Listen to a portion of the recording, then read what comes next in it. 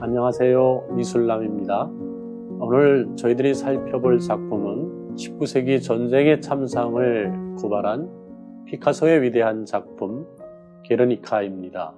1937년 독일의 무차별 공습으로 스페인의 작은 마을 게르니카에 2,500명의 사상자가 발생하자 분노한 피카소가 이 작품을 통해 독일군의 만행을 전 세계에 알렸습니다.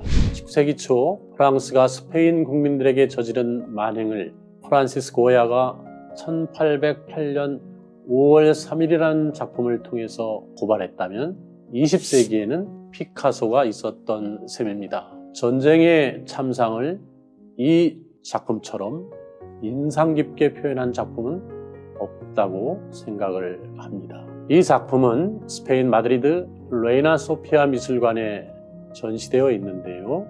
이 전시관은 프라도 미술관과 함께 전 세계 미술 애호가들이 반드시 들리는 명화의 성지입니다. 몰리는 이유는 단 한 작품, 바로 이 게르니카를 보기 위해서입니다. 세로 3.5m, 가로 7.8m 규모의 대작으로 그림의 압도적인 스케일뿐 아니라 무차별 공습에 절규하는 공포의 장면을 극적으로 표현해서 관람객이 자리를 뜨지 못할 정도입니다. 저도 이 마드리드에서 게르니카를 봤는데요. 같이 관람하던 관객 중에는 그림에 깊은 인상을 받아서 흐느끼는 사람도 있었고, 대부분은 깊은 충격에 빠져서 자리를 뜨지 못했습니다. 위대한 작품이 주는 힘이라고 생각을 합니다. 오늘은 특별히 파블로 피카소와 그의 작품 게르니카 감상과 더불어 스페인한 또 하나의 위대한 예술가 파블로 카잘스에 대해 알아보겠습니다. 피카소는 일찍부터 그림의 소질을 발휘해서 마드리드 왕립학교에 수석으로 입학해서 천부적인 자질을 나타냅니다. 이후 프랑스 파리로 옮겨 큐비즘이라고 하는 20세기의 새로운 미술 사조를 개척하죠. 13,500점에나 달하는 회화와 700점의 조각 등 왕성한 활동으로 엄청난 작품을 남겼으며 화려한 여성 편력으로 화제를 모으기도 한 화가입니다.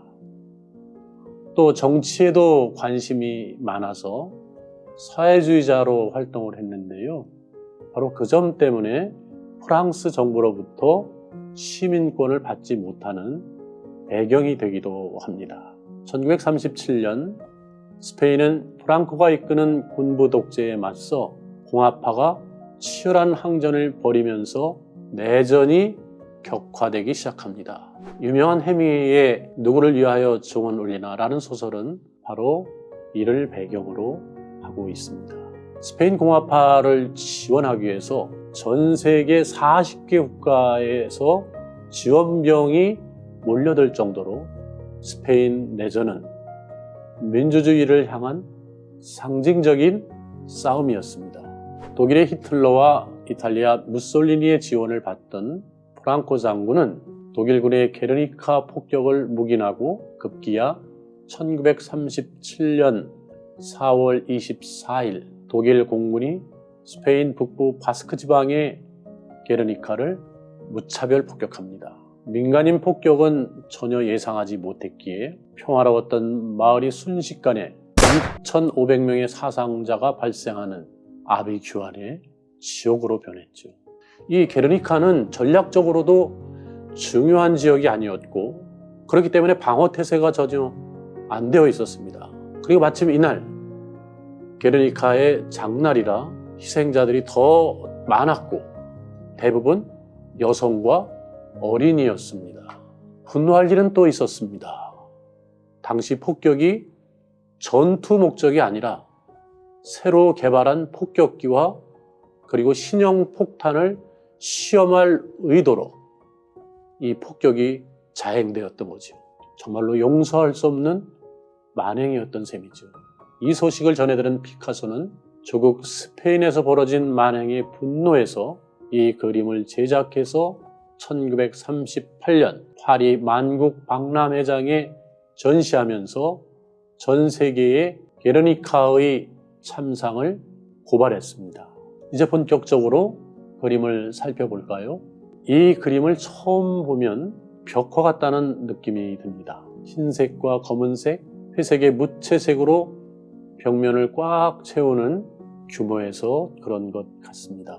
고야의 1808년 5월 3일 작품을 통해 봤듯이 이 작품에서도 피카소는 상단부에 전구가 달린 등을 설치해서 희생자들을 밝히며 학살의 만행을 강조합니다. 전체 화면은 무채색 화면으로 표현하면서 절망과 공포의 음울한 이미지를 묘사하고 하단부의 죽은 시체는 목이 잘려 있고 손바닥에는 예수의 못 박힌 손자국이 표현되고 있습니다. 그리고 좌측에는 죽은 아이를 안고 절규하는 어머니의 고통스러운 모습이 보입니다. 그리고 오른쪽에는 비명을 지르며 죽어가는 사상자와 함께 이 장면을 슬픔의 얼굴로 목격하는 얼굴이 있으며 중앙에는 단발마적인 비명을 지르는 목이 뒤틀린 말과 왼쪽에는 황소가 표현되어 있습니다. 학살의 원흉을 표현한 건 아닐까요? 게르니카는 폭격의 만행으로 죽어가는 인간의 공포와 절규를 극적으로 그려내고 있습니다. 전쟁의 참상을 고발한 이 위대한 작품을 스페인의 민주정부가 들어설 때까지는 절대로 보내지 말라는 피카소의 유언에 따라서 이 그림은 프랑코 총통이 죽은 뒤인 1981년 조국 스페인으로 돌아가게 됩니다. 회화는 아파트나 치장하라고 있는 게 아니다. 때로는 적과 싸우며 공격과 방어를 행하는 무기이기도 하다. 피카소가 남긴 이 말은 바로 그의 작품 게르니카를 두고 한 말은 아닐까요? 마지막으로 스페인의 민주화를 위해서 싸운 예술가로 화가로서는 피카소가 있다면 음악가로서는 파블로 카잘스가 있습니다. 파블로라고 하는 단어는 스페인 카탈로니아 지방에서는 평화라고 하는 뜻으로 읽힙니다. 카탈로니아 출신 카잘스는 첼로의 성자라고 불리며 바흐의 무반주 첼로 조곡을 발굴해서 대중화시킨 위대한 음악가입니다. 그리고 평생을 프랑코 독재와 싸우고 자기 지방 카탈로니아의 독립을 위해 싸운 투사이기도 합니다. 조국 스페인을 떠나 수십 년간 망명 생활을 한 카잘스는 민주화 운동의 공로를 인정받아서 1971년 유엔에서 평화상을 수상하게 되는데요.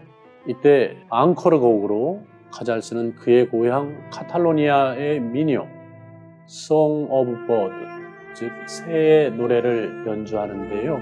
연주하기 전 청중들에게 내 고향 카탈로니아의 새들은 하늘을 날 때 Peace, Peace, Peace 이렇게 이야기하고 연주를 시작합니다. 평화, 평화, 평화라고 온다는 거죠. 그 장면이 전 세계인들에게 깊은 감동과 여운을 선사했습니다. 내전의 폐허가 된 스페인의 아픔을 절절히 표현하고 평화를 염원하는 간절한 호소였습니다. 예술은 아름다움을 표현하는 도구지만 인간의 잔인성과 폭력성을 적나라하게 표현하며 이를 통해 우리에게 깊은 성찰을 요구하는 거울이기도 합니다. 나아가 인류의 자유와 평화를 염원하는 희망의 언어이기도 합니다. 오늘은 스페인의 두 명의 파블로, 곧 파블로 피카소와 파블로 카잘스를 통해 전쟁의 참상을 고발하고 평화를 염원하는 예술가들을 살펴봤습니다. 시청해 주셔서 감사합니다.